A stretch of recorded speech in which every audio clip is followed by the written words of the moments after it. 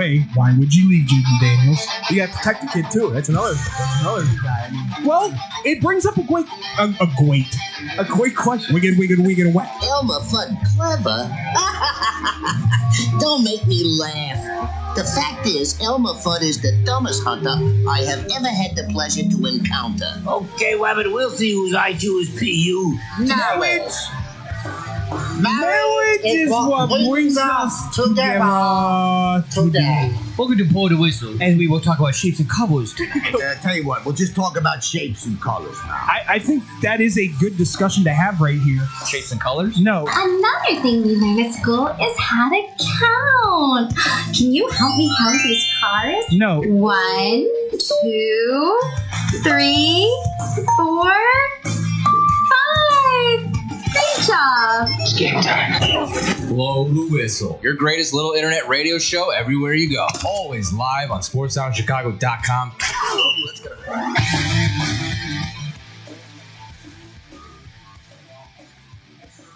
And welcome into Blow the Whistle on sportsoundchicago.com. I am David Double D Dykstra. I'm here with my boys. Andrew Pepe Valentin. and I'm Adam the Schneider. You gotta stop doing that. I'm gonna have one. And Yeah, we're not gonna and know that you're messing around. that's the problem. And then I'm gonna be like, do I call? What do I do? Like, You just I don't know what watch. to do with my hands. That's where I'm gonna be at. You just watch. job. Yeah, Man, he knows how to break it down. no, it's just gonna be like, all right, Adam, knock it off. Come on, get up off the floor. Oh my God, it doesn't stop today. You're a busy man. Now, I'm telling you, man. I've been busier today than I Welcome think. back. Jesus. Welcome back to a Monday. Yeah, you're in the working world now, man. What'd you expect? You think it was just gonna go quiet? Well, here's the thing. I don't have a time and a date for my show yet. Correct. Yeah. Which, if nobody has noticed yet, I am now part of. I can officially Yes, you announce can. I got my last severance paycheck. So screw you. I am now a member of Game Day Garage. I will be doing a wrestling podcast and a college football podcast. Possibly, just gonna throw this one out there. Possibly a little golf as well for the majors. I mean, that feels Okay. right. I mean, Possibly. we a always little do a golf for the breakdown for majors. all the majors every time. So why So not? I'll tell you what, and I'm gonna be very, very real with you. Mhm. This year in golf might be awesome. Oh, I expect it to be. Although- From how it's already gone. Although we'll get to it, I've got a bone to pick with a certain someone who cost me $30 over the you know- weekend. Who are you looking at for golf in particular? Right now, I mean, Scotty's the obvious choice, Of course. for everybody. But there's some guys that are playing really good golf right now Yeah. that might be under the radar picks. We'll get into it. Shut up, Schneider. I think I'm a good golfer. No. Any person that sits here and counts the number of golf clubs that they've broken in their lifetime is not a good golfer. Yeah. I mean- are you? Yeah. It's only 17 guys. Only. How much money have you spent on golf clubs? Okay, now ask me that question, and I've been playing for the past 40 years. So how many golf clubs have you broken? Two Two? in my lifetime. Well, I'm an angry person on the inside sometimes, and I've only done 6. I just have a bad swing. Yeah, he's How one- hard of a divot do you take That's into what the I'm saying. ground? Like, Oh, I know my! exactly what he's doing on his swing. That he's doing this, but It's anyway, not a pickaxe; it's a golf club. I tried, man. most of Yeah, today, ladies and gentlemen, is going to be centered on the draft and the combine that happened over the weekend. There Yep. were some show outs. A certain family from Ohio State had one banger of a weekend, ladies and gentlemen. Oh my God. Lorenzo Styles. I'm going. Sonny had a great weekend too. I don't know what They anyone. both did. Jeez, these guys, they're built in the factory. I swear. That whole school is just nuts. Can I sit here and say I was a little shocked at Carnell Tate's 40? Well, okay, so the official, unofficial, Let's get into it. To a kind little of bit. kick this off, yeah. So a lot of people who don't know was underwhelming for many because it was like a 4-5 4-2, I want to say, something like that. Yeah. Like it wasn't 4-5. 4-5. Yeah, 4-5. It wasn't that great. Other NFL teams, however, were reporting it was like a 4-4-5.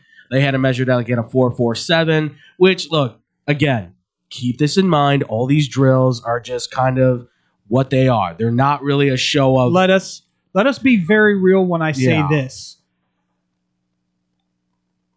Sprinting speed doesn't always equate to football pad speed. When is it ever? Almost ever. It never does. There are guys that are faster on the field than they are in their 40 time. We see it all the time. So that's true. I'll give you a great example. Justin Fields did not run the greatest 40. No, he didn't. It is combine. But is there a guy that could catch him from behind if he breaks out into the open? No. It's very hard to. But yeah, a lot of people are downplaying that. And I saw some people were like, well, how much does this hurt him in the draft? And I went, not at all, you schmoes. Like, what are you talking about? I think he's still the clear-cut best wide receiver. Jordan Tyson, I think, is right there behind him, sure. But Jordan Tyson, he's coming off of an injury, and I still think there's a lot more room for him to grow and work with that you need to kind of give him like a year or two before he hits his peak, where Carnell Tate, from day one, I think can be that, like, go up, get the ball, make a play, cut, get in the end zone. Now, I'll tell you one that I like just because of what the commentators were saying and where they see him playing in the NFL. Yeah. He worked out with the running backs. Correct. Heidenreich. Threw down a solid 40 time. Yeah. But here's where I think I'm going to agree with the commentators and the analysts. I like him at slot more than I like him at running back.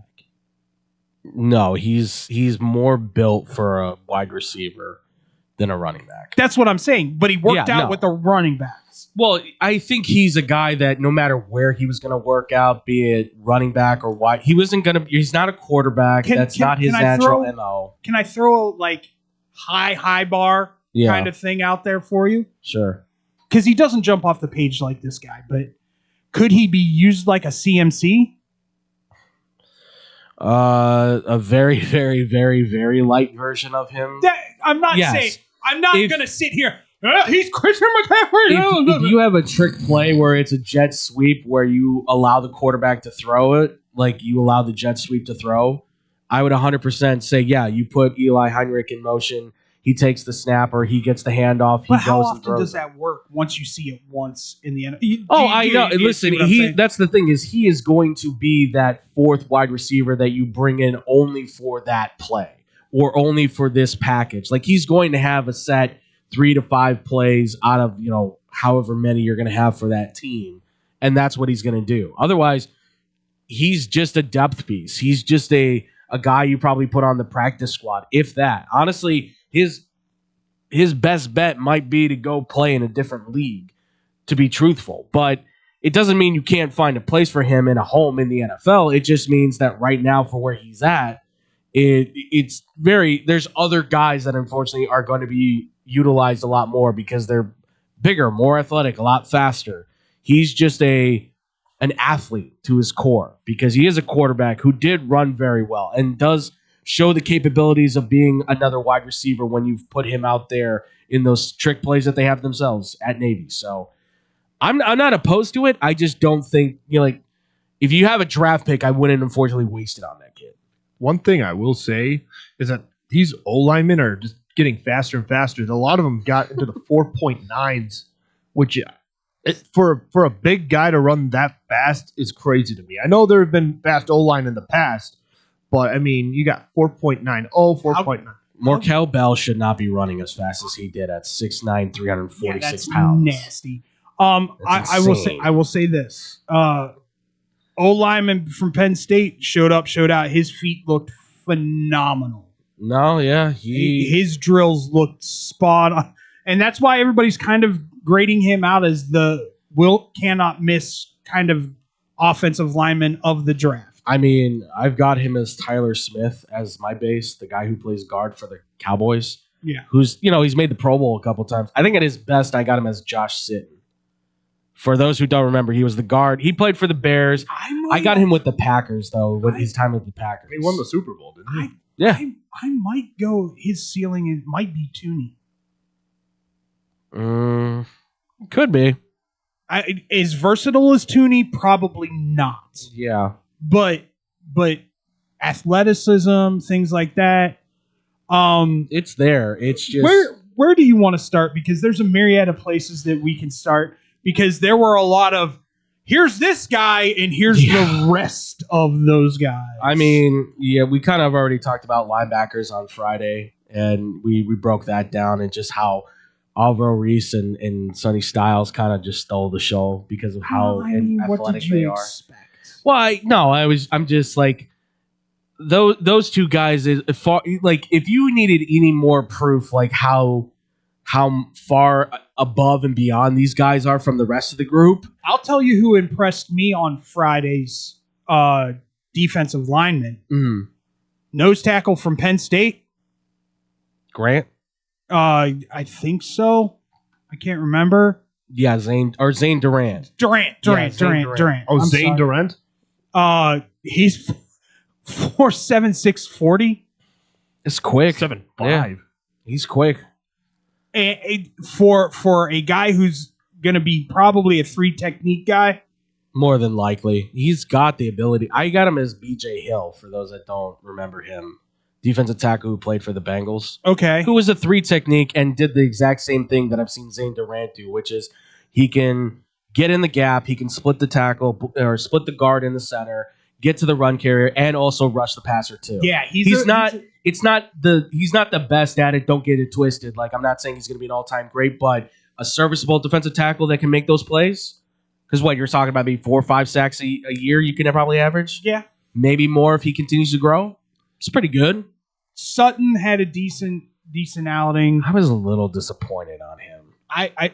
Did you hear the word decent come out of my mouth? Oh, I know. I just I had higher expectations 40 or in the drills? Just in the drills. I thought he looked a little stiff for what it was. Like, the bend is there. It's he might be one of those guys that isn't a good. It might be just be a gamer guy. Yeah, could be. I mean, because he's a different guy on the field than he is. I think he could be Marcus Davenport, if that's a good comp for him, who played for the Saints and the Lions. Long, bendy. I think he'll become a situational edge rusher before he becomes the full-time starter. Do you know who I comp him to? I comp him to an old Penn State guy. Owe. Yeah, that's not a bad one. I like that. He's a little bit thinner, isn't he? No, he's bigger. Or than is he bigger? I believe he's bigger than Owe. I don't remember Owe's measurables, but I listen. I still like him as a defensive end. It's just because of the drills, people are going to go, "Oh, does he have the?" I think he still does, but like you said, it might be. It's one of those things where you do so well on the test, but you don't exactly do well with the homework, and I think that might be the case for Sutton. And the thing is, like, I know I've said this multiple times, but just because you do bad and or good in the combine does not mean you will do bad and or good in the NFL. Well, yeah. They also have their pro days. I mean, there are guys that didn't do certain things at the combine that they will do. Like, neither... You didn't see Ruben Bain at all, but again, I'll say this, do you? He was there. He was there, but Mendoza was there too. He was doing interviews. They were doing the interviews. But once again, I like the fact that those guys are still showing up doing the interviews. No, 100%. I mean, 100%. In the past, those guys haven't shown up at all, and they're like, come to my pro day. Right. Which, I mean, look, they could probably have both done that because Mendoza, I think, knows where he's going, and I'm pretty sure Ruben knows I'm top 5 no matter what. I think he's pretty secure, and I'm not making it past Tennessee at this point. Yes, I think because Robert Saul is over there going, me likey lots. I mean, listen, if I'm the Raiders or the Jets, I'm definitely talking to Fernando, Arvil Reese, and Ruben Bain and being like, one of these 3 is going to be there for us. Take one. I know Brady's salivating over Mendoza because I think he sees a lot of himself in Fernando. Yeah, we're a guy who he may not have the greatest skill set in the world, but he will outwork everybody on that field. That 4th and 5 showed it in the national championship game. Yeah, I have reservations about this quarterback class. I don't. I really do. I think there's 2, maybe 3 that are going to make impacts. Who are those, do you think? Right now, I listen, I was right there with you with Fernando Mendoza Yeah. up until that national title game. I get it. That I get it. national title game, I went, okay, this dude is different. Yeah. Different than anybody else in this quarterback class. I mean, I just see him as Kirk Cousins, which I think is manageably good. I mean, at his best, he could be Jared Goff, but like, I don't. Are you gonna sit here and say Jared Goff isn't a great quarterback in the NFL right now? Absolutely. That's what I'm saying. He didn't get to that point until he got with the Lions, and the Lions already had infrastructure around them. So that's where I'm like, is he going to necessarily make the Raiders bad? If the Raiders are planning to take him, they've got infrastructure on that. They need a line, but they've got infrastructure. That's part of the infrastructure, though. Like, that's the thing. Is like outside of Colton Miller, but let's and see Jackson, what they do in the draft to Jackson Powers, and in free agency, right? To address, we're taking this quarterback. Let's get this line set up, because that's not just going to affect him. Correct. You got Ashton Genty sitting back there going, "Let's go." Yeah, no, absolutely. When you're taking a guy in the top 5, he better be able to help. Like, you better see something out of him then in that year that's going to shift things, I feel. Well, I don't disagree. So I will agree with you right now and put Ty Simpson at 2. Yeah, that the consensus seems to be that if he's not going to the Rams, he's falling somewhere between 15 and 25. He'll be a first-round pick, but you're going to take him for a project. If the Rams don't take him, the Steelers will. I'd see that. I agree with that. My only issue with Ty Simpson is the inconsistency under pressure. Well, that seems to be kind of the MO for a lot of these guys, because I think that's you have, once again, Klubnik, Beck, Aller, all of them. I think you have Fernando, and then you have everybody else. Of course. And to me, it's one of those things. And let's bring up Drew. Drew obviously didn't run his 40 because he's coming off of ankle surgery. Correct. But I don't know if there's a quarterback in that class that had a better throwing exhibition than Drew did at the combine. Diego Pavia. No, I'm kidding. All things. No, Pavia just did a backflip and almost landed on his head. So I was kidding. There were literally oohs and ahs when Drew was throwing the ball. He's got a bigger arm than anybody in the draft. You cannot argue that. No, nobody does. Nobody is. Nobody even came close to the deep ball that he threw. No. And threw it perfectly. But we've seen that a million times before. And I'm not saying he's Malik Willis. I'm not saying he's any of those guys. But when people go gaga over the deep ball stuff is where we all need to really pump the brakes. Now, again, not saying that's a bad thing for him. But with him, it's going to come down to, is the ankle doing better? Are you doing better on your reads against the defense? Are you going to be able to handle the pressure of knowing that you may have to quarterback a team that may or may not be very good? To me, this breaks down, and I'm going to say it until I'm blue in the face and proven wrong. This is the hill that I die on, Andrew. That's fine. We all have them, so I think from what you and I have seen, I think he was in the wrong system at Penn State. They ran an RPO that does not lend itself to what Drew Aller is as a quarterback. He goes to a play action pass offense. Mm-hmm. And I've said from the get, I think the Steelers is the perfect place for him, because Aaron Rodgers, it's sounding like more and more, is coming back for his 20 millionth season. Which I don't understand. I'm sorry. I mean, if I'm going for an aging veteran with Achilles problems, I'm calling Kirk Cousins. I would. And saying, hey, because one, if you're drafting, whether it be Ty Simpson or Drew Aller, I think Kirk gives you a better mentorship than Rodgers does, because Rodgers does things that other quarterbacks can't do. Sure. No, I mean, he's not. Rodgers is a gamer, but Kirk Cousins is the mentor.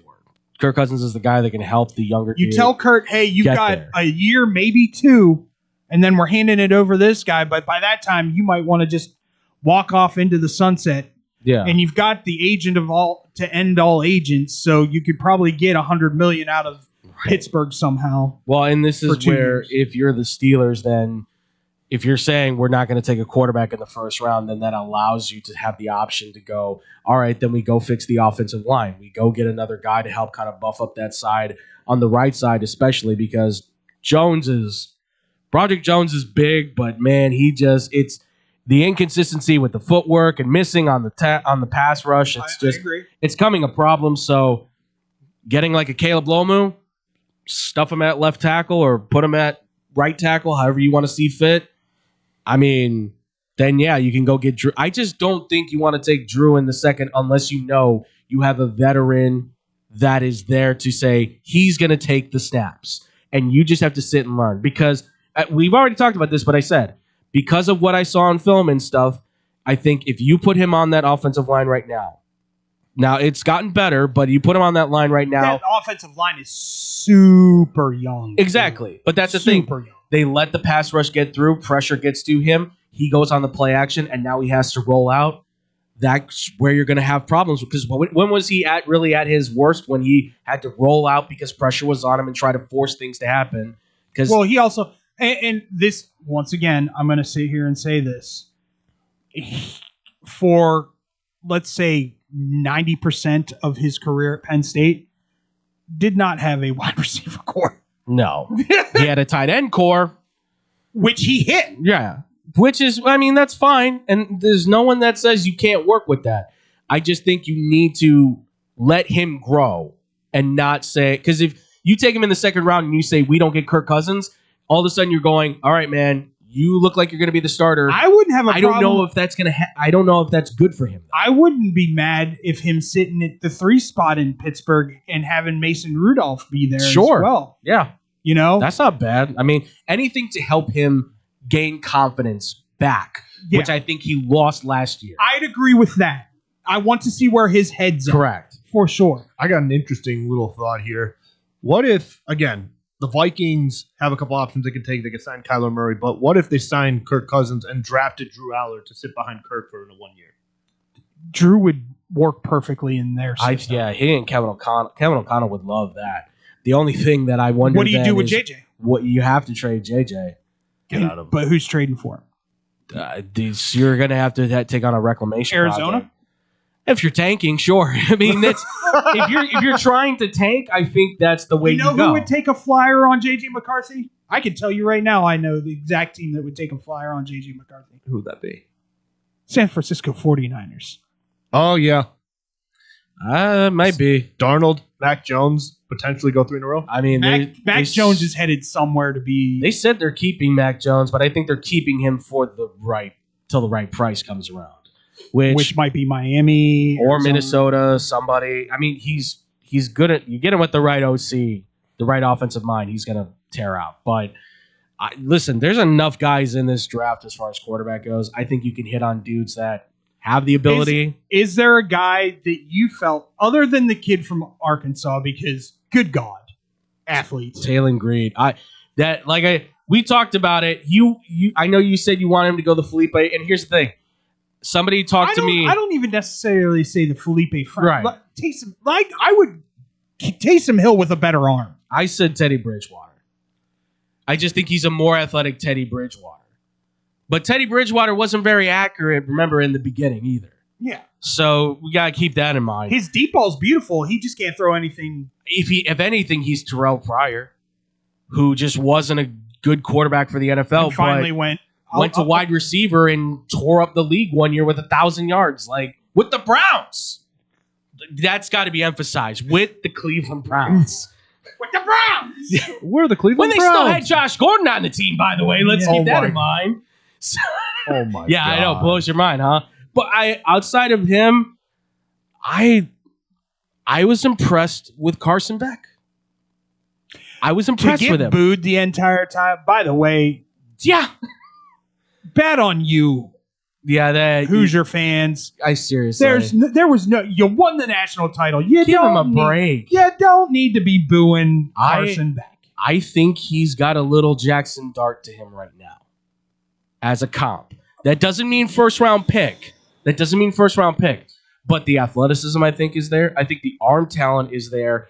it's then going to come down to, like a lot of these guys, what's the decision making like? Which we won't hear about. I don't know. It's a stretch, I know. It could be a stretch. I don't know what his football IQ is. I know. And that's what scares me. I think his best is Daniel Jones. Like at his peak, I think he's the new Daniel Jones. Daniel Jones as in Colts or Giants? Colts. So I'm saying at his peak, at his best. Okay. So it's not. I'm not giving him like he's the superstar quarterback. But I'm telling people that I think you have a guy who you work with him again, right offense, right coaches. He could be a starter, but you got to invest in him. Isn't it funny that like the NFL? Do you remember it didn't matter back in the day? Like for quarterbacks at all, like what system they were in. I was going to say, yes, I knew exactly where you're going with It is this. amazing to me that that's where we've gotten in the evolution of the quarterback position in the NFL. Absolutely. It's the analytics and it's look how much money you have to put into these guys now, right? So you want to get this right because look at Houston. Is Houston going to pay CJ Stroud or do you maybe trade him to Minnesota? Here, and get some draft picks. I got an interesting little one for you. I'll throw this one out there. Okay. Just hypothetical because I know a certain backup is a free agent. Mm-hmm. Bills draft Aller in like the 4th round. Ooh. That's not bad, but I don't know if he's going to work with the Bills because he'd be such a stationary quarterback for them. I don't know if they would be able to. He's not though. He's not the most mobile though. Not like Josh Allen is. No, Drew Allen. They're not going to design runs for him. Right. They aren't designing runs for Mitch Trubisky either. No, but I mean, you're going to have to pick and choose what plays he has. He does have that. I mean, you're telling me he's the third string quarterback? 2 years ago, his comp was Josh Allen. Sure. Everybody said he was the next Josh Allen. Yeah. And surprising what a year does. Right. No, of course. But at the end of the day, that I wouldn't be mad at that either. I think if he goes to a place, am I going to sit here and say the Vikings might become one of my favorite teams if they draft Drew Aller? Ooh. That's your call, man. That's your call. Well, I used to be back when I was 5 and 6 because my favorite color was purple. Yeah. I love the Vikings. So it comes back full circle. There you go. I love the Vikings. Yeah, Chris Carter, Randy Moss, and Jake Reed, Chris Dolman. Yeah. Yeah, I know. All those guys. Cunningham. I mean, listen. When it comes to I'm looking at Garrett Nussmeier, hoping the Chiefs can pick him up in the 4th. That's not as a backup quarterback. That's not bad. Because I got him comped to Gardner Minshew. That's pretty good. I like to think he's good, but I don't know if he's going to be starter good. Maybe, but a lot of these guys right now feel like backups if you're not Fernando. Yeah. Like that's Pavia needs to go to the CFL and just be a the god. face. Be a god. Or go to the UFL and be the face. Be the guy. Be the promotional material that can sell this thing. Can you imagine the videos that you could create with him? I'd have a field day with that if I were the architects doing the After Effects and all the other stuff behind it. I'd love to edit that stuff. Be a lot of cussing in those things, but you have to cut that out. Yeah, of course. You do the bleeps. Yeah. Dwayne would love it. Come on. Rock knows. Diego can cut a good promo. Yeah. Other than that, I mean, listen, the draft in itself, I was pretty impressed with some dudes. Let's outside of quarterback too. Yeah, so. let's come back, and when we come back, let's go running back, DBs, wide receivers. Yeah. All these groups set records. Yeah, they did. Over the weekend. We're going to talk about it and more next here on Blow the Whistle on SportsTownChicago.com. I sound a little cocky, but I think we're legends in Chicago. We really are. SportsTownChicago.com. We're all looking to save $1 these days, right? Well, Pino's Domain is the perfect spot for pizza lovers with the $10 and under menu that'll make your taste buds and your wallet happy. Fried chicken sandwiches, just $6. It's so good I had to start working there just to eat it every day. That's not all. Grab 2 large one-topping pizzas with extra cheesy goodness and a 2-liter soda for just $26.30. Plus, order online and get 5% off exclusive deals. Family owned and operated for 30 years, open 7 days a week, and until 1 a.m. on Fridays and Saturdays. Check them out on the corner of North Main and Willoughby. Pino's on Main. Oh my God, I need some Pookie's crack cake. Pookie's crack cakes. Yeah, girl. You ain't never heard about the best crack cakes in Chicago? They're right there in the Bronzeville area, right at 105 East 47th Street. They're moist, delicious, premium homemade cakes made fresh daily. One bite and you're addicted. They got the caramel cake, butter pecan praline, and red velvet. Ooh, and don't forget the strawberry lemonade and the chocolate Oreo dream. They're open Wednesday through Saturdays, 11 to 6 p.m. Sundays, 11 a.m. to 4 p.m. And they're closed Mondays and Tuesdays. Early arrival is highly recommended. First come, first serve. They give out tickets at 10 a.m. Just mention you heard it right here on Real Girl Talk Radio, and you'll get a free butter cookie with your purchase. Make sure you follow them on Instagram and Facebook at Pookie's Crack Cakes. Girl, where you going? I gotta go get my crack cake. Let's go. Looking for a great bargain? Want to find cool collectibles? Need to get fresh fruit and vegetables for the family? Come on down to Swaparama. 3 great locations, 42nd and Ashland in Chicago, Melrose Park, and Alpha, with hundreds of indoor and outdoor vendors selling clothing, tools, electronics, and much, much more. Have stuff for sale? Become a Swaparama vendor and turn your hidden treasure into cash. Visit their website for market days, hours, and vendor information. Go to swap-o-rama.com. Swaparama, the first name in flea markets. There's only one place to watch your favorite sports team and have mouth-watering pizza. Come on down to Moretti's Pizzeria, where you can get a pizza for half the price every Tuesday. Try out our delicious varieties of pizza, sandwiches, and much more. I don't know about you, but a gooey mac and cheese pizza with a size of cheesy mozzarella sticks and watching sports sounds like paradise to me. Stop by at one of our 12 locations near you. We're open 7 days a week, anywhere from 10:30 a.m. to midnight. Visit our website, morettisrestaurants.com, for delivery, catering, and even private parties. Moretti's, we bring the fun. Get money for that old car sitting in your driveway today. No more insurance payments. No more playing taxi for your friends and your family. More room in your garage with Winning Auto Wrecker. Winning Auto Wrecker comes directly to you and takes that problem car away and off your hands. Call anytime, day or night, at 888-555-0910. Or go to winningautorex.com and we will take that junk off your hands in no time. You win, we win with Winning Auto Wreckers.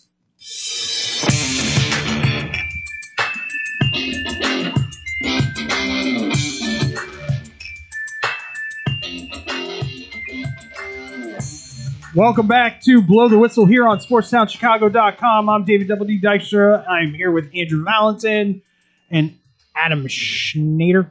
What's up, guys? What? Are you glitching? No, I'm just making eyes at the camera.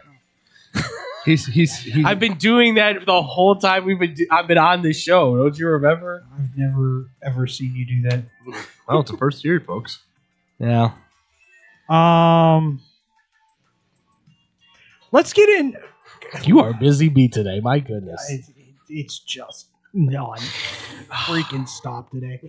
It's all good, man. No, you haven't. Should I tell them what I've had to do? If you want to do like condensed version, yeah. Had to join Slack. Had to pick out candies. Had to pick out house decor. Had to write up curriculum for the school. Had to send that. Now I'm going to have to do some other stuff. I've got a coaching gig that I might be a part of here soon. It's been a lot today. You're coaching? Junior youth baseball, possibly. Congratulations. The only problem is I can't have my chew in anymore. You're gonna have to get big league. Be that coach that just chews the bubble gum. Yeah, exactly. But what do you think I do? Anytime I coach my little cousins, I always just had like a bunch of it in my mouth. Yeah, I had the guy go, "You think you've been out of the game for a while? Do you think you can still coach?" I was like, teach them how to hit the ball. Yes. I will teach pitchers and catchers beautifully because that's what I do. Yeah. And we will win almost every game because I am a offensive-minded manager where I will tell them to run as soon as that ball leaves the pitcher's hand. There you go. Yeah, See? you know what? You have. I'm old, dude. I'm old school, like St. Louis Cardinals. Oh, good. Okay, well then when you make sure to tell them, well, okay, so when the batter is crowding the plate, make sure always pitch inside. You don't have to touch them. You just got to get right into the chin. My catcher will know. Okay, good. And that makes me happy because I used to do that all the time, and people I used to get thrown out of games for that. That's what I did as a catcher. There should be no problem against it. By the way, if you're on the inner side of that box, you're getting an inside pitch because most kids that age can't turn on a ball. No, they can't. Well, I mean, yeah, I said most. Yeah, most. There's always that one kid. There's always that one kid that's like, I've been in the batting cage for like 1,500 hours because my dad said I can't until otherwise I can't eat today. That's by the way, that's a real statement I got once from a kid. I can't have mosquitoes. Yeah. I got a real statement from a kid that said that once. My dad said I can't come out of the batting cage or otherwise I can't eat. By the way, I had hot dogs and macaroni and cheese for dinner last night. God, that hit. Listen, man. I don't know why. Sometimes it's the simplest meals that can do it for and you. Kraft macaroni and cheese. I messed up mac and cheese like once. I messed up mac and cheese once when I was in college. Did you sleep and you burn it or something, falling asleep? So I can't exactly say how I messed it up, but why I messed it up was a different story. Basically, I got a little too hungry. I was a little impatient, and I watched the microwave go around, whirling around for 2 minutes. Wait a minute. You messed up instant Kraft mac and cheese that you microwave? I was. I was one time. One time is enough. All right, let's move forward. With us, you need to know one time is enough to be like, yep, that's marked. Yeah. I'll explain later. I'm just gonna say it. Yeah. Running backs, there's Jeremiah Love and everybody else. Yeah. Although his counterpart from Notre Dame, Price, might go too. Might go two in the first round. Price is interesting because he looks the part of that other back that you can throw in as a two, as a 1 to a 2 or a 1A 2A kind of thing. I think he can be like what Kyron Williams is because he's got that shiftiness and that he's also, I think, just as good a pass catcher as Jeremiah Love is. Yeah. I agree with that. I think he's what's who did I have? Sony Michel. That's not a bad comp. I think that's a because he's still a little bit of weight to him where he can kind of like bounce off dudes. It's just, is he like the feature back at some point or is he always just going to be that number 2? Depends. Because I would take him like Trey Henderson should have been the one back this year. That's true. In New England, and he didn't. Yeah, Travion Henderson, 100% by next year should be the starting running back. And Ramondre should only see the field on the 20-yard line. No, scratch that, on the 10-yard line. I'll tell you 20-yard line because you can catch. I'll tell you the guy that jumped off the page for me. Okay. Desmond Claiborne. Oh, Damon Claiborne? I think it's Damon. I'm sorry. Damon. I read it from wrong. Wake Forest. Yeah, from Wake. I'm so back and forth on this dude. What a quick twitch. He's so fast. Here's what I'll say. Yeah. And this is where I see him making his bones year 1, year 2, year 3. Okay. Kickoff returner. Yes. I could see that. And then maybe being that third down back year 1 into 2. He's a shotgun runner where you take him, put him next to the quarterback, take him on a draw play, and let him just go to work. I think he's Kenneth Gainwell. Like there's nothing wrong with that. Pass catcher, can run. And Kenneth Gainwell's a strong runner too. Like people forget because he's only like 205 or something like that. I was gonna sit here and comp him to like one of ATN. Bucky Irving's one, I would say. Bucky Irving, yeah. Like he's got, but faster. Yeah, I mean, I think if anything, he's like Tajay Spears, just another number 2 running back that can kind of work. And then your boy from Arkansas just goes. I love this dude. Mike Washington Jr. could be a man out there. My God. Did you see them close up on his thighs? Yes, he's huge. I went, good no. That's a thigh of a bodybuilder. I think he's Tyler Algier. Which I don't necessarily mind. Because Tyler Algier is a power back, like sneakily under the radar power back. Well, he's thick. Let's be real. Like, I'm almost certain the Falcons aren't re-signing Algier. He sounds like he's hitting free agency. I'd be okay with them. Not only drafting. that, but this guy's just as good a pass catcher. When were Stefanski's best years? When he had that two-back tandem of Kareem Hunt and Nick Chubb. Yeah. And yes, please. What's wrong with having Bijan Robinson and I don't know what, this guy could maybe be another Quinshon Judkins, like at his peak? I think so. Like he's just, I like him so much. It just stinks that he was stuck in Arkansas. Like that team, here's the thing, that Arkansas team, just real quick, that Arkansas team should have been way better than what they were. That was a 10-2 team at their best. Bad coach who gave up halfway through the season. And then you gave it to who? Let's Ride. And obviously we saw how that went. Don't give it to Bobby Petrino ever. Ever. Hey, isn't he coming to North Carolina now? Oh, God. That's going to be fun. It could work if Belichick does what he normally does with the offensive side and just looks at the dude and goes, do your thing, and unless it's not working, you aren't going to hear a peep from me. Yeah, exactly. But that's what he did with Josh McDaniels. Yeah. Other than that, the guy I'm intrigued with is Jaden Ott from Oklahoma. Because he had a really strong senior day, I thought, the Senior Bowl. I thought he was really good there. The measurables seemed to be there for him to be a back that could make an impact. I also think, I'm homering today, but I was paying a real close attention to it. Oh, yeah, of course. Katron didn't run a 40, which I'm fine with. No. But he did run the drills, and his footwork was spot on. He's David Montgomery. I love that comp. Yeah, he's just not as heavy. He's David Montgomery when he first came out, when he was like 220. Which he's only like 215, 210, right? Yeah, something like that. I'm he's sure still fast. I'm sure Katron would put on a couple more pounds and be totally fine. I'm sure. Well, somebody said Darren McFadden, and I was like, I don't like that one. I don't like that. Although I will say, like Darren McFadden, it's the one cut and go.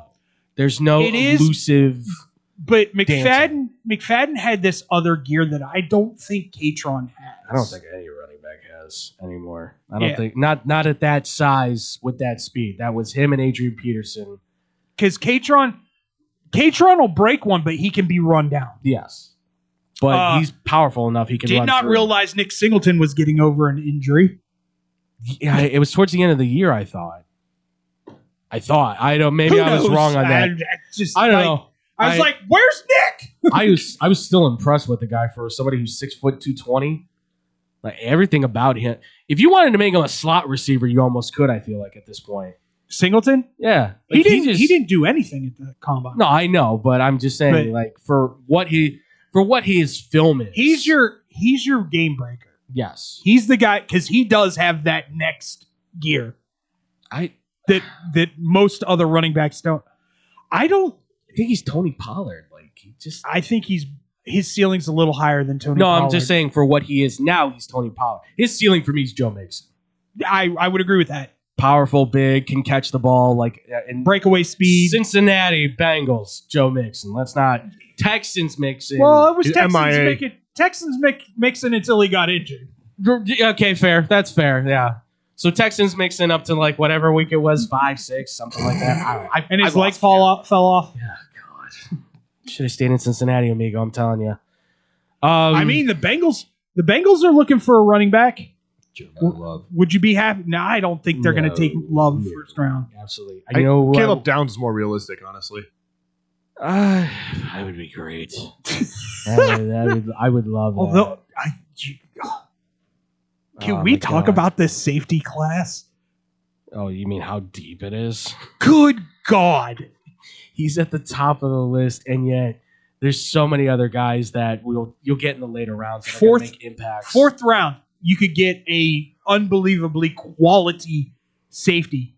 Those safeties, just the safeties and DBs destroyed This is their the draft. 40 draft, the 40 Oh, the 40-yard dash. 40-yard dash mark They from were years past. Crushing it. Just 4.4 was their average. Yeah. Their average was 4.4. Oh yeah, no, I have it right here. Lorenzo Styles Jr. has the best at 4.27. What was that? That dude is lightning. Obviously, I'm going to say this: if you could do that as a kick, because I heard rumors that he's looking at kickoff return. Yeah. Which is nuts.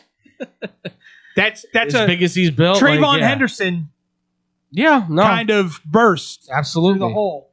It's safety.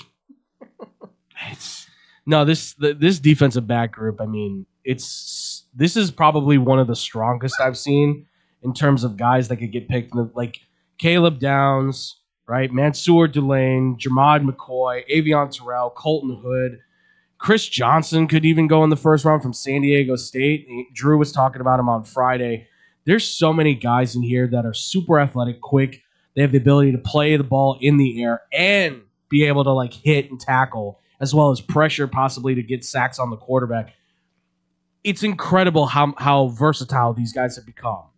And, I mean, yeah, Caleb Downs is just, like you said, there's him and then there's a lot of other guys that fall in line. Like, he is head and shoulders, in my opinion, above most of these other dudes. It's just, he's Buda Baker.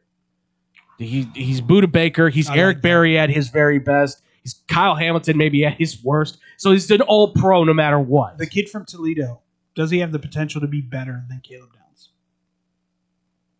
Downs? Possibly. I think in terms of Caleb Downs as an impact player who can tackle, that's where he favors. McNeil Warren feels like the guy who he can go get the ball. Like you need that interception from the safety that's sitting back there as the last line of defense, play center field. That dude does it.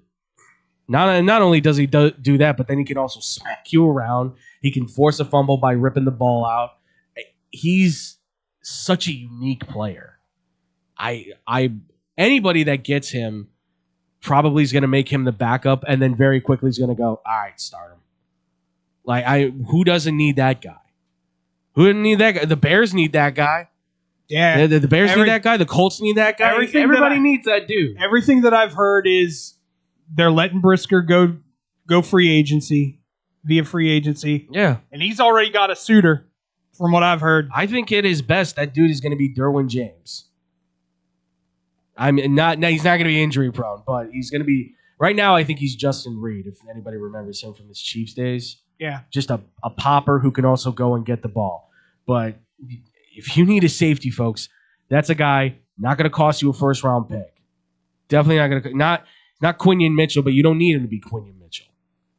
I'm highly impressed. I'm also impressed too. AJ Hulsey, suits off to you, sir. You looked magnificent. I'm proud of both of my LSU dudes looked incredible.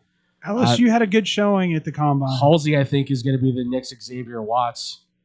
And Delane's gonna. That guy's gonna shut people down. Let's transition real quick to tight ends. Kenyon Sadiq and everyone else. 4.39. I don't think it's that far.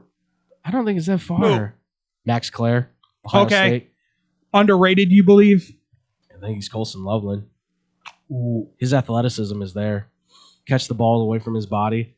Sadiq, again, it's the rumors of he takes place off. It's all that kind of extra stuff. Can I say something about Claire? Yeah. If he had stayed, which I don't think he had another year, did he? I don't. He transferred in from He transferred Purdue? from Purdue, yes. Yeah. Correct.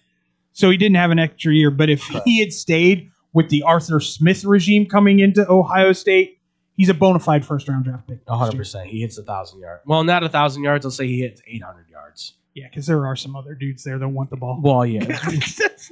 There's going to be two guys that are going to be 6'4", and then he's like 6'4" also. That would probably be the tallest lineup in the Big Ten, maybe. I would say. No. Well, I mean that's. We'll talk about this when we're previewing college football, but yeah, you see certain teams going out now and getting these 6'3", 6'4" in the Big Ten, getting Yeah. these 6'3", 6'4" cornerbacks and safeties. Oh yeah, because of what Ohio State has. absolutely. No, and going, we got to guard them somehow. yeah, and these tight ends, they get smaller now because now they can play underneath. Are highly athletic, really quick. Jack Endries from Texas is another one. He feels like Tucker Kraft. I like Michael Trigg from Baylor. I like him a lot. I think he's the new Jonnu Smith. Okay. He's super quick. He can work underneath. He can go out in the slot. He can work as an H-back where you can move him in motion and be able to run trick plays with him. But you don't hear about him because, again, where was he at? He's stuck in Baylor. So this tight end class, I think it's Kenyon Sadiq is at the top. But I don't think it's a clear cut like, oh, he's better than everybody else and then there's a mile of road. I think it's a little bit closer. And it's not a knock on Sadiq because I think that dude's Brock Bowers. Like everything's, or Kyle Pitts. That's like at his low point. But it's It'd be tough. too low. He just got franchised. Well, yeah, I know. But but here's the thing: is like I asked this question like, who right now, like without anybody retiring, mind you, let's say Travis Kelce's coming back for one more round, who really 100% needs him? Like, who is there any team that we're looking at says they need a tight end? Because I don't really know if there's somebody that necessarily needs him. Tennessee Titans. They can want him, but do they need him? You don't have a tight ends. I mean, they got a Okonkwo, which is just a whatever kind of guy. But you would rather you'd probably take a wide receiver before you take him. Cleveland? They do have 2 first-round picks, but does he fall to Cleveland at that spot too? I'm just throwing. But that's the thing is like I just look around and I go, does anybody really need a tight end? It's more of, do you want this guy? And I don't know if you should take a want unless you feel that he is that defining piece. I just question that with Kenyon Sadiq. Who stood out for you when it came to the wide receivers? Tate. Just ran a good enough 40 for you to feel okay with it because his route running is so much because even greater than everyone else. Yes. I thought he was So let me. I don't understand the knocks on him. Would you comp? And this is a big comp. Okay. Just because I think he is the best route runner. Yeah. Jerry Rice. At his peak? Yeah. Oh, I said AJ Green. I kept that a little bit lower. AJ Green was one of the most phenomenal route runners I'd ever seen when he was with the Bengals. To me, Carnell Tate doesn't make his bones in his speed. It's everything he does. Oh, it's on the break. Yeah. It's on the break when he's running his route is where he's going to get separation. And like he's got that game speed, kind of like Jerry Rice. That's a high. Listen, that's the highest bar you could get for a wide receiver. I'm just talking route running. No, yeah, route running wise, that's not bad. Where it's just am I going to sit here and say that he's going to have the numbers that Jerry had? Hell no. Here's one: Jackson Smith and Jigba.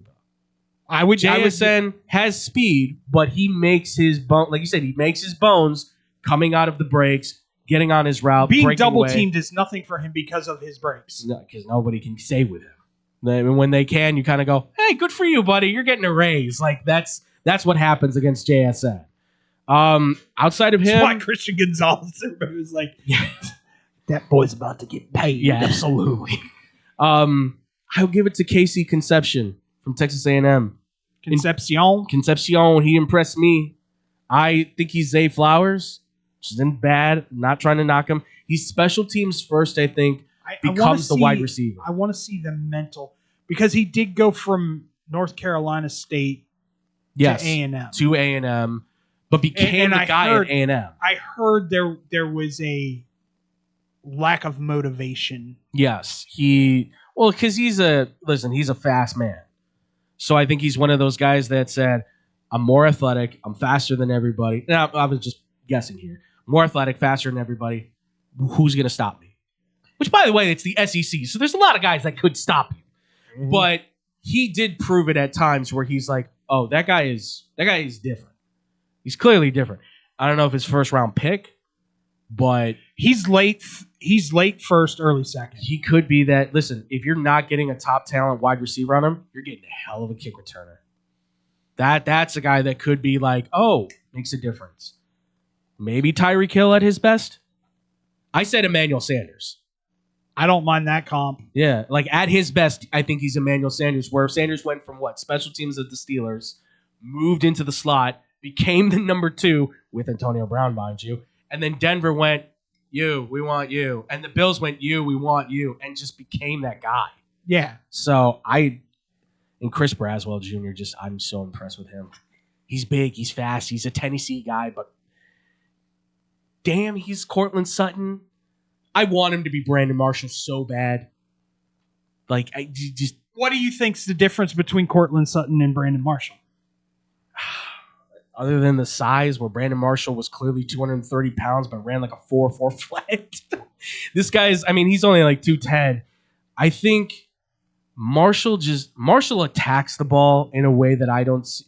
And it's not a knock on Braswell. Braswell doesn't always attack the ball when he's doing the intermediate routes. He's a long ball guy. Brandon Marshall, though, I would see him. You could just see. He's like, that's mine. Right? Randy Moss had that. Jerry Rice had that, where that's my ball. I'm getting that. And I don't see that all the time with him. Still, I think he's a first-round pick. But if you got him in the second round, you're getting if you told me the Raiders were taking him in the second round, I'd say, good. Fernando gets his guy. Like, that's a dude you feed the ball to consistently. And I think he surprises people. Well, you and I have talked about how you could get a dude in 3rd, 4th round in wide receiver. You could get a guy in the 6th round, I think, here, and you could find somebody. Yeah. Chris Bell, you mentioned him, Chris Bell from Louisville, Adam, comes off the tape as just that guy. I know he tore his ACL, I think it was, but I'd still draft that dude and be like, okay, sit and get ready for a year, and then we're going to put you in the slot, and we're going to move you to number 2 in like 3-4 years. If that. He could be that. Like, he looks like that guy. Okay. Well, he also proved it against Miami as well. Yeah, that's. Mike, what do you have, like 200 something yards against him, whatever it was? Yeah. He put the money down and said, "Yeah, I'll ride it. I bet it on me." Yeah. They rode him right to that victory with Miller Moss throwing him the football. Also, it doesn't help that Carson Beck threw like 4 or 5 interceptions. Yeah, well, dummies got to learn how to not throw to the other team. Sid the Sloth, man. I'm sorry we lost that game. They're guys. wearing red. Like, what other color do you need to like see a guy? Come on. Jacoby Blaine's another one I'll say that popped up to me. The opposite of Mekhi Lemon. Mekhi Lemon too. What up with the interviews, dude? What's up with this? Like, yeah, I'm gonna give you sexy eyes while I'm doing the interview with the media. Like, what is up with that? Like, he's getting killed right now by the media for that. Well, I'll end. Which won't hurt him, I don't think. I'll end it here. Yeah. And I'll, just so everybody knows, when we come back, we're going to be doing a little off the rails with some wrestling and everything like that. But the big winner from the weekend in the NFL Combine was the Iowa offensive lineman Dunker. The big winner. Jennings Dunker. Like, you don't, like, that is a man named Jennings Dunker. He's a big red-headed guy from Iowa who clearly worked in the farm fields, picking up cows every day. Dunkin' Donuts, there's your moment. Come on. Enough with Matt Damon. This is your moment. No. You have him do you have him do it too? Yeah, okay. The commercial with them. Yes. Somebody's getting a road mauler with that guy. He looks like Cody Mauch to a T, and honestly, I think that might be his comp too. Like, he just hits the guy and he just goes backwards every time. And like one of his teammates said, he's like, he also sometimes growls and then roars as he hits somebody. He's weird, but you love him. And I'm like, all right, I can have that on my offensive line. Yeah, cool. That's one on your offensive line. Everybody needs crazy. Look at Quentin Nelson. He's talented and insane. Craziest dude I've ever met. Now, RIP, took his own life because, CTE and what. Mike Webster was the meanest, craziest dude I ever saw play center in my entire life. I know it took him out, but when you use your head the way he did, I'd back off too. That's right there with Deacon Jones and the head slap. Don't even touch me, man. You can just go. When your palm is as big as my head, yeah. That's why he got 32 sacks, because everyone's like, don't even slap me in the head, man. You can just have them. Right? Quit hitting me in my head. My ears are ringing. I can't deal with this. All There's right. blood coming out. When we come back, I don't even know where to start with Elimination Chamber. Oh, I know where to start, but Yeah. I'll tell you. I'll give you what I thought of Elimination Chamber. So will Andrew, and we'll go a little off the rails as well. Next, here on Blow the Whistle on SportsCenterChicago.com. South Chicago sports for sure. SportsCenterChicago.com. It's the summer of coffee at Dunkin' Donuts. To reach peak summer mode, you need your summer coffee. Like a smooth, new s'mores frozen Dunkin' coffee, a refreshing butter pecan iced coffee, or a sweet coconut cream pie cold brew. What could be better than an iced or frozen coffee on a hot summer day?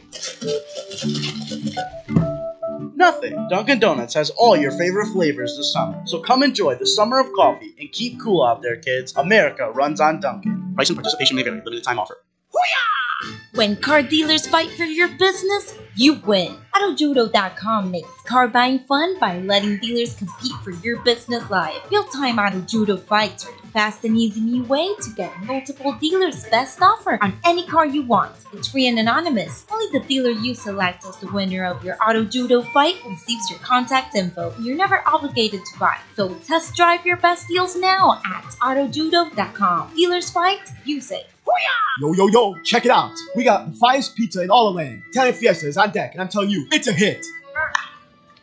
These pies don't miss. No matter what time you get the munchies. Pepperoni, extra cheese, turkey Italian sausage, they got all the toppings. Italian Fiesta delivers until midnight during the week and 1 a.m. on the weekends. Plus, you can use your Uber Eats or Grubhub if you got the app. And if you ain't rocking with the pizza that night, try one of their sandwiches or pasta. And they have plenty of side dishes, just like me, if you know what I mean. Hop online and go to ItalianFiesta.com or call 773-684-2222. Piece of pizza, that is. There's only one place to watch your favorite sports team and have mouth-watering pizza. Come on down to Moretti's Pizzeria, where you can get a pizza for half the price every Tuesday. Try out our delicious varieties of pizza, sandwiches, and much more. I don't know about you, but a gooey mac and cheese pizza with a size of cheesy mozzarella sticks and watching sports sounds like paradise to me. Stop by at one of our 12 locations near you. We're open 7 days a week, anywhere from 10:30 a.m. to midnight. Visit our website, Moretti'sRestaurants.com, for delivery, catering, and even private parties. Moretti's, we bring the fun. Did you know that Club New in Aurora is the ultimate entertainment complex? Monday nights, it's free football and darts in the sports bar. Tuesday night is league night. Join the pool and darts team. Wednesday night is ladies' night at Club New. All the ladies get in free. Gentlemen pay a $5 cover after 9 p.m. Thursday night starts the weekend off right with college flashback night. Low price drinks, retro music, and an awesome buffet. Friday and Saturday night, it's the hottest dance club in the suburbs. Club New Nightclub and Sports Bar is located at 2121 New York Street in Aurora. You've tried the hit places, but they leave you hungry with an empty wallet. That's where Gretel comes in. They got what you really want. Visit their chic, lounge-like gastropub and try one of Chicago's top burgers, the Gretel Griddle Burger.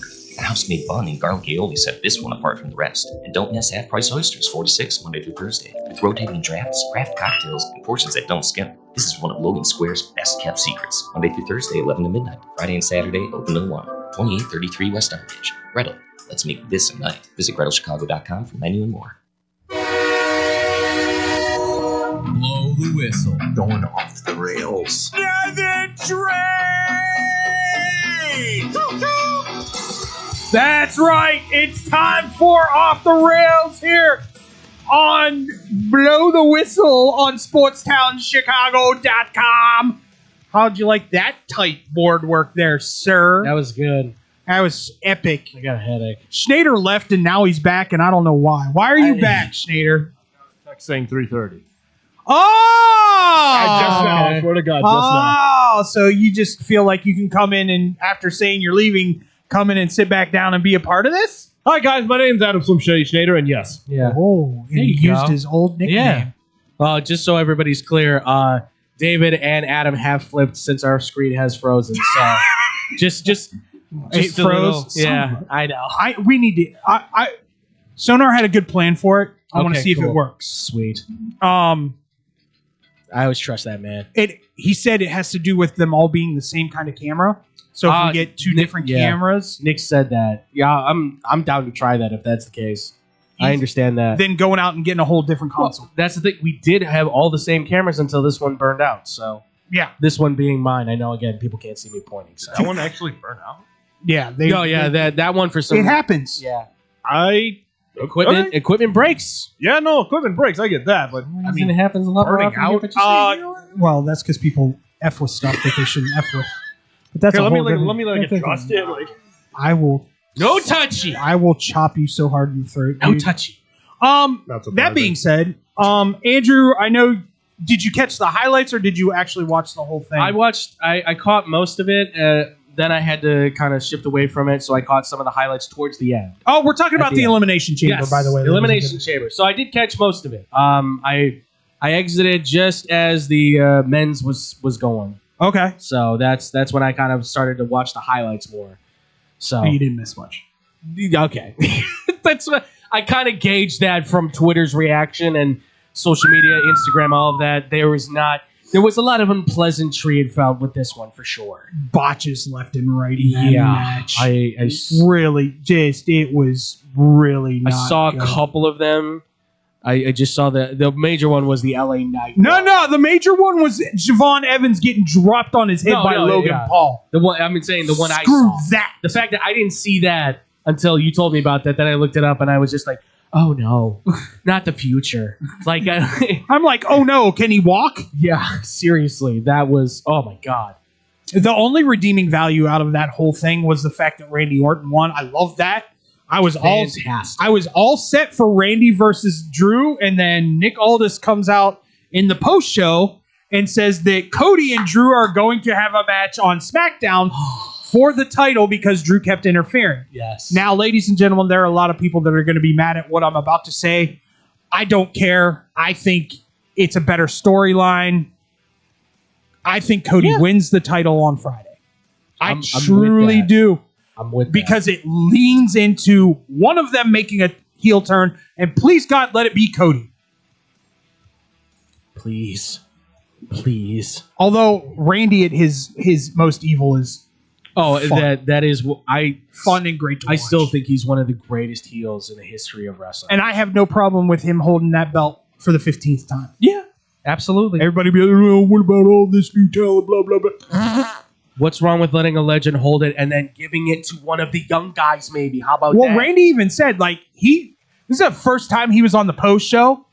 Randy says he's loving what he's doing now more than he's ever, where he gets to teach these young kids, how the business works. Absolutely. What should go where, how it should go, things like that. And you can see it with Javon Evans because him and Javon are very tight. I was gonna say don't they have that kind of like they had simpatico mentor mentee. Yes, he talked about a bunch of guys that he's really stoked about. Yeah, well, I mean, listen, he brought up his twin. Yeah, I was like, oh, your little brother Matt Bourne? Yeah, okay. Who doesn't love Matt Bourne, man? Come on, everybody does. It's great. Unfortunately, I can't exactly add to the conversation. That's great. Fine. Here, I'll mute you so you don't. That being said, to me, this then leads to Cody versus Randy, which I think could be a better storyline than regurgitating Cody versus Drew. Right, because Cody and Ted DiBiase used to be like his cronies back in the day when they were starting out. Legacy. Yes, Legacy. I never can remember the name of it. Legacy as it was, which I thought was a great faction at the time. Like it was a great faction that came of Randy Orton leaving Evolution. Yes. Which Randy is and a that was leader. when he was going into his Viper stage and he was the legend killer, booting everybody with that wonderful boot that he used to in the corner. Which it leans me to think that it's Randy that's going to go heel because Aleister Black keeps goading him into, I want to see the real Randy Orton, not this. I saw that. And which I'm not opposed to. I'm good with. Yeah. I'm good with. Now, here's where I think it gets interesting and fun. Okay. Well, what do we do with Drew then? You got a couple options. Yeah, you do. You could have him finally have a match versus Jacob. Wouldn't be mad at that. No, that'd be good. Jacob deserves to have his WrestleMania moments, which I think he's going to have plenty of them in the near future. 100%. But this is the one that I like more than that. So one we talked about before. Yes. Oh, absolutely. I love this. For everybody who didn't see in the post show, McIntyre came out after this announcement by Nick Aldis and got into Aldis's face. Aldis took off his jacket. So good. My proposal is let Nick Aldis have his WrestleMania moment, kind of like Nigel McGuinness in AEW. Okay. Yes. Where he hasn't wrestled in five years, maybe a little bit more than that. Something like that. 5 to 10 years. Yeah. And now he's coming back. Let Nick Aldis in all his glory. Yeah. Because dude can go. Absolutely. He was the NWA champion for almost 2 years. I was gonna say he still looks fantastic. Like, yeah, guy's in great shape. Come on. There have been rumors flying around for a while that he needs to come back, and I wouldn't be against it. That'd be fantastic. He's a great worker. He'd be awesome with Drew. And even if Drew gets over, they wrestled so much over. I was gonna say, yeah, in TNA, let alone in over in Europe. Yeah, I'm sure they had matches together. Like the two of them together, whether it's you get like we were kind of talking about before, either Nick gets over and has his moment in the sun, WrestleMania moment, or he jobs for Drew, which I think Drew's already as over can be for him. Like it's going to be a fantastic match. I think no matter. There's no one hitting on all cylinders like McIntyre is right now. I agree with that. So he doesn't need the belt right now. He's on fire. Do you want to go to what's in the box real quick? Yeah, we can. Almost as bad as gobbledygook. I'll freely admit that. It didn't process because we had talked about it a lot with everything that had come out about. As soon as I saw the coffin, I knew it was Danhausen. I heard all the people who obviously were filming, and you see it all over. Is it The Undertaker? And I'm like, no, I know exactly because this is like Dracula. I get it. Nosferatu. I put it all together. I'm going, it's going to be Danhausen. It's going to be Dan. And sure enough. And listen, the pageantry of it. That's the word I'm looking for. Pageantry. I'm not against. It's goofy enough that it works. Yeah, that it works. Yes, exactly. But it's the fact that at the very end when the music dies, it's like 1, 2, 3, and boo, and it's just a rain of boos. And I just went, oh man, WWE really. See, but you and I, we were talking about this earlier. There is a way. Here's how you save it. Yes, there's a way. And I want you to add the part that you saw online because I think this is absolute brilliance. I wish I could remember who did it. I'm sorry. You put R-Truth and Danhausen together and make Truthhausen as a tag team. Give them a month run where they win the belts in a shocker against a team that they should never beat ever in a million. I'm not saying the Usos. No. But they could have a nice little run where MFT beat MFT. I'm okay with that. Yeah. Because they need to get that tag title off of Tama Tonga so he can win the US title. Yeah. Yeah, I'm okay with that. Yeah, absolutely. As just a pure gimmick tag team champions.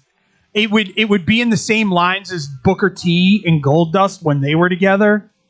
Yeah. That would be brilliance. And I think this could be brilliance too, where both Danhausen and Truth are breaking people left and right. Yeah.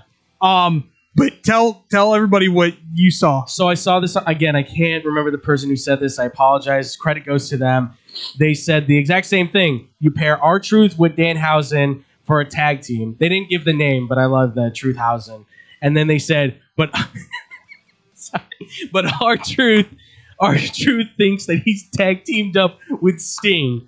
Here's the only problem with that. Yeah. And this is it's legality. Yes, I know. I think there's a way you can work around I think it. Sting owns the rights to his name. Okay. All right. But I know he's under like a legend contract with AEW. Yeah.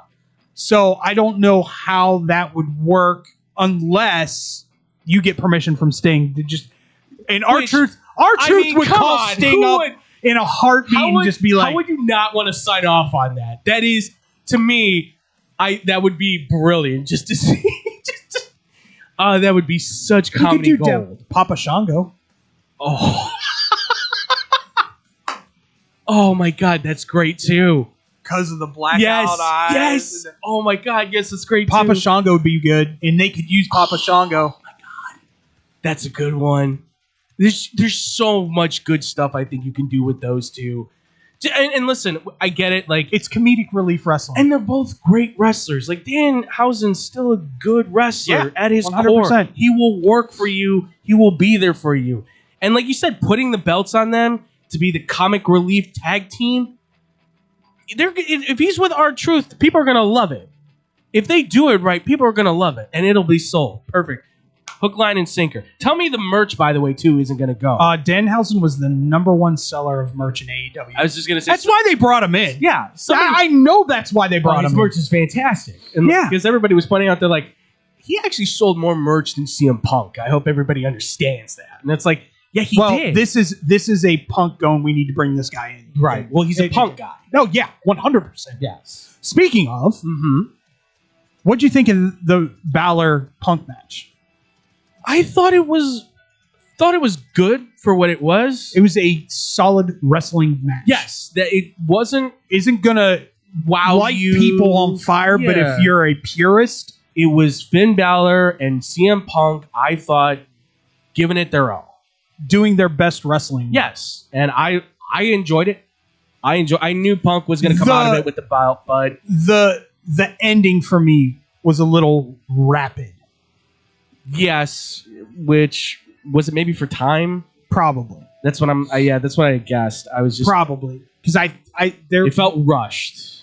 Well, but I get it. My problem with Elimination Chamber, it took way too long for people to get into their pods. Yeah, I did not like that at all. They took their sweet time from and what I saw. that was part of the problem. That being said, if this was Punk or if this was Creative that did this, whoever came up with the idea of Punk coming out to the Bulls, I loved it. That was fantastic. That's a great move. That's right there in the United Center. It's phenomenal stuff. What, Schneider? What? You're saying something over there. Oh, you're just twirling. I'm being. All right. I thought you were trying to say something. I cut you off again.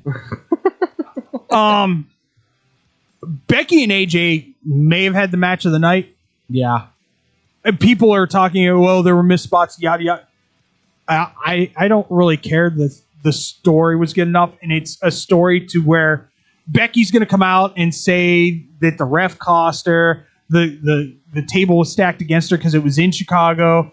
They had the ref that she doesn't get along with reffing the match.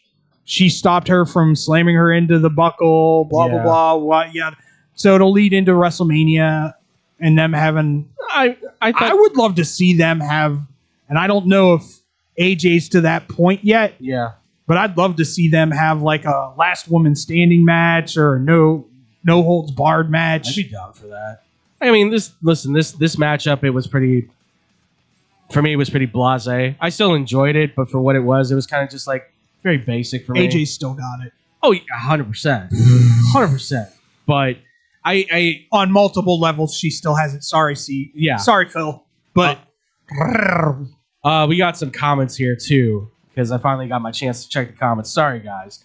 Our boy Nick Johnson obviously chiming in for this part. Okay. He said. If I'm not mistaken, I think this is when we were talking about for the Elimination Chamber. Okay. I think he said, why not a triple threat? They ran out of original ideas, so figures they'd run it back with another triple threat as a main event like last year. Okay. I don't think they're going to do a triple threat. I really don't. I'm a purist when it comes to like the championship match, like the big time champion, the world heavyweight, the WWE undisputed one-on-one should be one-on-one. I hate triple threats, even though I'm not against it, but you better have the performers of a lifetime in there to sell and show out. Like what was it? Triple H, Shawn Michaels, and Chris Benoit. That I think was a phenomenal championship match. Because all of them are workers. Absolutely. You don't have that if you go Drew, Cody's not a worker. No. I love Cody to death, but Cody's not a worker. No, not really. I love Cody. I love Cody for what he is. I love that he went away and made himself into something to come back to WWE and be that dude. But at the end of the day, I want 3 guys that can go 30 minutes. Yeah. Nick also says here, too, he said, WWE audience has never watched a second of Nick Aldis wrestle, which, I mean, probably not, but once again, I never really watched. I knew of Nigel McGuinness because of his stuff in NXT, right? And I also knew of Nigel McGuinness because of his standing in ROH. Yeah, never really watched any of his stuff, but I can appreciate it watching it now and seeing what he did with Bryan Danielson, and the stuff that he's doing in ROH. So, I mean, I think there's enough people. And listen, if you do this, you're going to have to create a package for Nick Aldis that shows people what he is. Yeah, absolutely. Absolutely. And our boy B-Mac, Kinister, B-Mac, man, he also said, I wouldn't mind seeing Aldis Drew, but I'm still saying this is headed for a fatal 4-way. See, Which a lot of people are saying, but I feel that becomes too crowded a room for the title. Like, there's just too many cooks in the kitchen. Once again, if you're going to do that, great. I get it. But then are you having somebody else pin somebody else and not get Drew pinned? Yeah. Where Drew could go, blah, blah, blah, blah. Right. Whatever. Yeah. It is. I don't care. I mean... Me personally, I think this is, to me, and once again, my opinion is my opinion, and I get that, but I actually like the Cody versus Randy Orton. Yeah. See, I just glitched. Oh, yeah. It's been a long I'm day being for you. distracted. Yeah, I know. Cody versus Randy, because the storyline there can just be built phenomenally if they do it properly. Absolutely. And then have Nick Aldis, who they've been, teasing for years, coming out of quote unquote retirement. Yeah. Where he's just glad to be gathering a paycheck. Right, yeah, of course. I mean, yeah. I'm just glad to be here, everybody. I'm just happy to be here. And show what he could really do. I love that idea. But no, I'm that's not just against me. that either. I mean, if anything, like, maybe it's not going to sell for everybody, and I understand that, but to some degree, I think it would still be a good match where you go, okay, you know what, maybe this isn't what I wanted to see, but at least at the end of the day, you might be able to walk away going, oh, that was fun. And I think at the end, I think that's all you can really ask for, right? Is that, did you enjoy the match? Did you enjoy what the stories they were trying to tell? If you can walk away from that, I think, saying those things like, yes, I think you're fine. I don't think you have to be too worried about this, that, or the other in some cases. I get it. I'm not the biggest wrestling fan. I'm not a savant on any means. I don't claim to be in that kind of manner. I'm still trying to get myself, like, I'm still in the shadow end. I'm trying to get back into the deep end as much as I can. But honestly, I think for what the direction could be, I'm Elimination Chamber for what it was. I don't know what, B-. If you're going to grade it or something, B-. C. Well, Okay. we haven't even talked about the women's. Yeah, right. Well, which real to the me, women. that was the match. Phenomenally well done. Yeah. And of course, Rhea Ripley comes out on top. Had my daughter screaming. Of course. Ladies and gentlemen. Oh my God. I'm interested to see now where this goes. I really am. Goes straight to Jade Cargill. I know, where two of the biggest, baddest. Here's my problem, and I'm being very honest when I say this. Yeah, she cannot keep up with Rhea. Yeah, keep up with Might Rhea. not be able to keep up with Rhea either. So she's not going to be able to keep up with Rhea. No, she's supposed to, like you said, be the big imposing figure, Jade Cargill. And Rhea, the irresistible forces meeting the immovable object, as Yeah. Gorilla Monsoon used to say.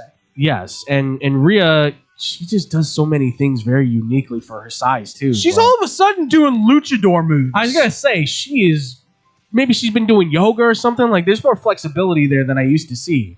Like, it's not just like a brawler's She's thinned mentality. out a little. Yeah. She's not as bulky. I mean, but the muscle's still there. Like it's still like she's nasty. She's so good. Yeah, she is. She's so good. So She is. unbelievably. She's super talented. And listen, I will walk away. I don't. This might be one of those things like we talk about when it comes to the NFL Combine. Yeah. There's Rhea Ripley, and then there's like the only other person I would put even remotely on her level is Io. Because Io's hitting on every single mark right now. I will say I walked away from this with Raquel Rodriguez impressed. They did that on purpose. Yeah. They did that on purpose, and I'm okay with that. Yeah. She looked good. She looked dominant. I'm fine with it. And the Kiana James, I mean... Well, she had a wardrobe malfunction. Yeah, I know. But, I mean... Thank you. And, I'm still going to be pushing what you're pushing, which is Tiffany Stratton needs to just kind of go dark. Can I say for a matter of fact that I really liked her appearance and her look? Mm-hmm. It is better. It was better. I really enjoyed that look. Yeah. That to me is a different Tiffany. Absolutely. Maybe what's her name? That TV show that was the rock and roll. I can't remember her. Oh my god, I'm gonna blank. I mean, if they want to try and it was from the 80s. I can't remember the name. If they want to try and turn her into like a Tony Storm-esque kind of professional wrestler, I'm okay with that. Can kind of do with that rock and. Why do they still have WWE, like old WWE stars? Like, I'm genuinely curious about that. What do you mean? Like Randy Orton, CM Punk. Because they're box office, man. Yeah, they make money. They still sell. Punk probably made just himself on Saturday night made $1 million just in merch. Probably. But I guess my other question is and if they don't have Punk, they don't sell that out. Well, my other question is like, is just the talent overall in like Raw, WWE, like is it starting to like decline? Am I missing something here? Or? No. Yeah. This is very much. I'll put it to you this way. This is very much late 90s, early 2000s, where you had some of the old guard that was still really good, but they're getting to the end of their time. I mean, you've had John Cena, AJ retired. Styles, yeah. AJ Styles, which both of his boys, Gallo and Anderson, said we give it a year to a year and a half tops before he's back. I got the itch again. Yeah, I bet you do. You got the itch right now. I think he gets that quelled a little bit if he goes and helps out in NXT. I think he's going to be that dude, like you said. I think once his kids are off to college, that's a whole different. Absolutely. That he's like, then I'm he's free. Let's go. I don't got to worry about them. They're adults. Now I'm going to put you all through hell, which is 10 years off. So I don't see him coming back in 10 years. No. That being said, to me, it's just a changing of a guard, and you still have these guys that are performing at. It would be different if they weren't performing at high levels. Okay. Randy's performing as good as he ever has because he just doesn't care anymore, and he's having fun. Yeah, he's letting it all go. And he's having a great Punk time. is back to prove that he can be a leader in the locker room and not that guy that the disruptor of everything. Right. Blah, blah, blah. So he's on his best behavior. Yeah. So, of course, but you've got people in the wings like Gunther. You've got people. Listen, Obafemi is just a dude that is going. He is going to be a main eventer. The problem is he's already a pop culture icon. People, I told this to David and I told this to Nick too. There was already a couple that got married, and the groom basically did his dance of the walkout that he does, which is just like this, just marching down the aisle. And I was like, he's only been here like a couple months, but he's only been on the main roster. Right, he's only been on the main roster a couple. He's been doing that in NXT for the last 2 years. Did you know that he played football in college? I did. I looked him up, kind of getting his profile. I'm like, who had to face this man? I want to interview them so badly. And his verbal skills are way better than I thought. I was going to say, for his, like, I kept thinking, I'm like, is he putting on the accent? I'm like, no, that's his accent. No, that's his accent. So he speaks English very well. which is incredible. But also knows it doesn't happen all the time. His timing is beautiful. Yeah, absolutely. Like the stuff he did with Miz before the match even started. It's great. It's great. You know, all that stuff. The stuff One of the best talkers versus this new guy, and I thought Obafemi did a great job. Kit going Wilson back and forth. stuff was phenomenal. Read me another one. By the way, for Tiffany Stratton, I was thinking Gem and the Holograms. Gem and the Holograms. That's what I was looking for her kind of look. Okay. Gem and the Holograms was kind of what I was going for. You didn't say cartoon. I know. I was like, I couldn't remember. My brain was. If you had said rock and roll cartoon, I probably would have gotten it. Probably. I apologize, but I thought that was kind of her look. So just to give that out. So for me, Rhea Ripley, Jade Cargill, it sounds good. Let's. I want to get to this real quick. Yeah. Do you know what premiered last night? Well, there were two things that premiered last night. Last night? What premiered last night? Season 7 of TOC, Tournament of Champions on the Food Network. Did it really? Yes. Okay. And they're bringing in 4 icons of the industry. One was revealed last night. They don't get revealed until they have their match. Okay. The first one was revealed last night. It was Ming Sung. Really? Lost. Spoiler. Sorry. Okay. To Artie, the Spice Queen. Wow. Okay. I'm intrigued.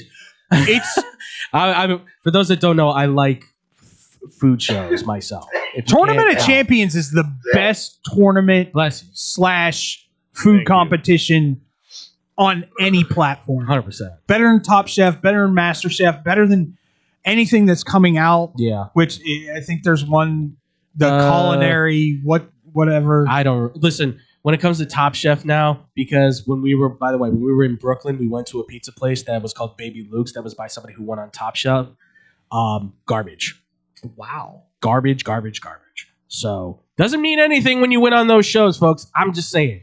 This show, however, I've been following for a while. Some of the most phenomenal chefs I've ever seen. I mean, incredible people. Speaking of food, dear God, here we go. No, this is actually good. You're gonna make me hungry, Adam. Yeah, probably. I mean, I already when am, I have a buddy who lives in Atlanta. Mm-hmm. He took me to a place called Metro. What was it? Magic City. Metro Diner. Okay. Metro. I know what you're talking about. Metro Diner. Mm-hmm. Metro Diner is one of the coolest 1950s retro diners I've ever seen, ever been. I had I had an eggs over easy kind of burger or like breakfast sandwich. Yeah, they have a that was phenomenal. I loved it. Okay, so since you said Atlanta, right? It was in Atlanta. Yeah. Okay, since we're talking Atlanta, Marietta Diner. Marietta Diner. Sorry. I wanted to get your opinion on this. Okay. Freaking brilliant by the Atlanta Hawks, by the way. Mm-hmm. Did you hear that they're doing a Magic City Monday? 100% yes. I want the sweatshirt. I want the sweatshirt too. I want it so bad. I reached out to some of my guys out there in Atlanta. I'm like, go to the game, get me that sweatshirt. They're like, you can get it online. Yeah, I found that out, but I thought it was just for the game. People said no, you can get them on. I'm like, well, then I guess I know what I'm getting. Best wings in the nation are at a strip club. From what I've heard, I love the fact that they did this promotion. They're like, you know what? Hell with it. Trae Young's gone. We need the promotion material. Magic City, free wings. Let's go. My only question is, are you going to have the girls be the cheerleaders? Oh, please do. Please do. Well, wait. Do I go to there and then is that where the players are going to eat too? Because can I go meet like Jalen Johnson there? Is that what's up? Like is Richelieu going there? The other show that I started watching last night, or actually I should say this morning because I was watching TOC last night live and in living color. Okay. Spinoff from Yellowstone, Marshalls. How was it? I liked it a lot. Okay. Lots of action. I bet. Very much in the same sense of FBI, same sense of SWAT, those kind of shows. But it's based in the country for Montana. Yeah. Okay. So if you like those. Perfect. That's my MO. Do you want a little spoiler or do you just want to watch it? I'll watch it. Okay. That's probably what I'm going to do. Listen, I got to get through Shorzy and then I'll probably get through that. Chef's kiss, by the way. Chef's kiss to Shorzy. I can't wait for that. Which, by the way, chef kiss to the first two episodes of Scrubs. Now I'm hungry. I loved it. I was cracking up in the first episode. I was laughing my butt off in the second episode. There were moments. But that's every Scrubs episode where you're going, yeah. I'm also I'm also saying too here, I love the fact that they're also kind of shifting the tone a little bit more towards kind of the serious side as well. I don't mind that. Well, they had episodes where they were. Absolutely. But I like the fact that even they started it off with kind of like, hey, this is like there's a real moment with him and Turk that I loved. Like, we haven't seen each other in a while. This is what I'm dealing with. And you can't fix it right now because you're writing prescriptions. Yeah, exactly. And I thought, I was like blown away. I was like, this is going to be a good one. I didn't like the fact that they broke up him and Elliot, but I think I know where they're going with this. It's like, oh, we're separated. We got divorced. But you know what? They're going to make it happen. They're going to get back together. Usually reboots don't do well either.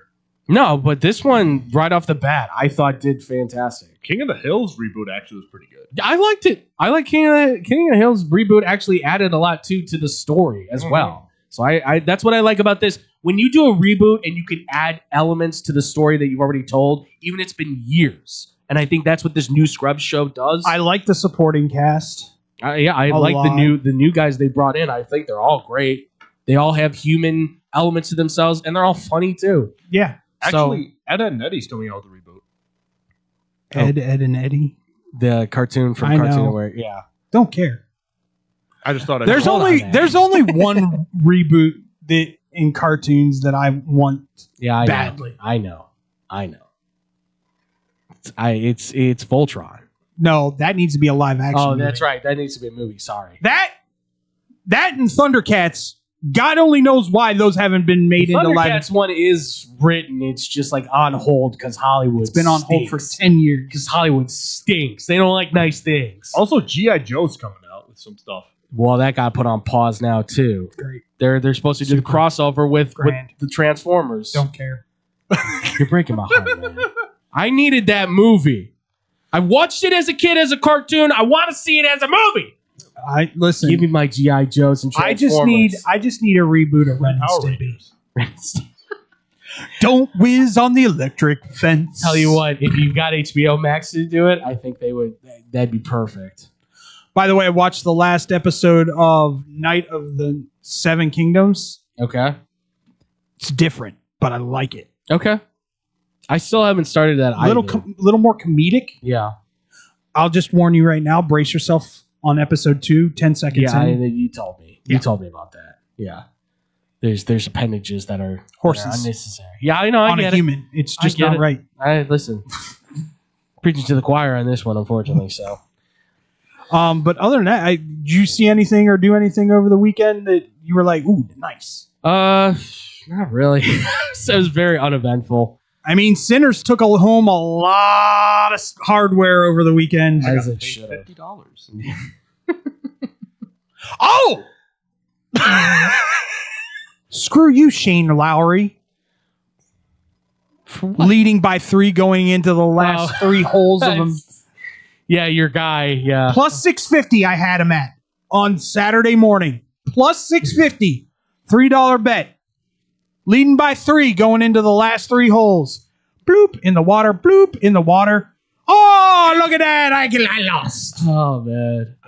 Hey, you know what? I gotta say, I got my first paid gig on Saturday. It There was you only go. for a few hours. Got $50 from Eric. Nice. I don't want to hear about your massage parlor stuff. You know, congratulations, Adam. You're making it. But you know what? Practice his massage techniques. Yeah, there you go. So he can get that Deshaun Watson money.